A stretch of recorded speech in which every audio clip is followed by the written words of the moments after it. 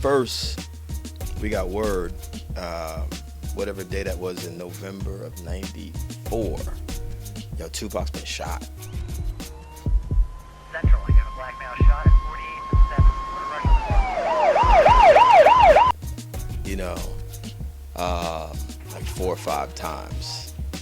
And people were saying that he got shot in the head, people were saying he got shot in the testicles, all kinds of stuff. Saying that he had gotten robbed.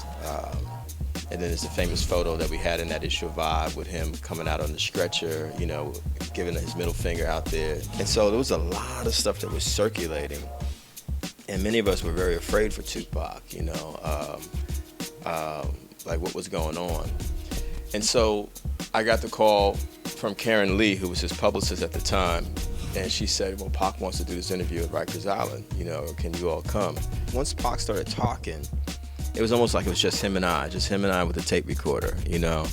And he just let it all out, man. Like he wanted to get all this stuff off his chest. And I guess at this time he was still only 23 years old. If God give me breath for 20 more years, I see myself changing the world. I remember he was smoking cigarettes a lot. And he kept saying almost after every sentence, whoop-de-woo, whoop-de-woo, whoop-de-woo. You know, that's how Tupac talked. And he did something else that could have caused a lot of problems for himself, for Vibe, for all of us. He named every single person that he felt had something to do with this. You know what I mean? And it was interesting because my first thought was to just go ahead and roll all the names.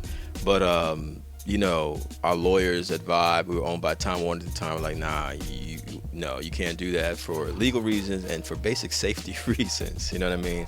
And, you know, Tupac didn't understand that. So when he read the article in prison and he came out from prison, he was very upset with me, with the magazine. He felt like, you know, I gave you guys everything and you didn't use it. A lot of the people, as you all know, who were at the studio the night that he got shot that first time, they wrote a response, you know, that we ran in the magazine as well, because, you know, obviously he was making serious allegations about Biggie, about Diddy, about, you know, Fab Five Freddy, Andre Harrell, a whole bunch of people. Fab Five Freddy had actually called the magazine to help kind of broker some sort of peace to say, hey, you know, can these guys respond? Because they felt like, you know, they were called out in a certain kind of way. But it was probably one of the most intense interviews I've ever done in my life, man. And it became at the time one of our biggest sellers because, as y'all know, Vibe was the biggest selling pop culture music magazine in America in the 1990s. And the fact that he survived those 5 bullets and lived to tell about it, you know, and like you said, the things he said in the interview, you know, if I die, you know, this might be my last interview, so if I die, I want everyone to have the whole truth. A real kind of open, confessional, you know, I mean, it was gripping.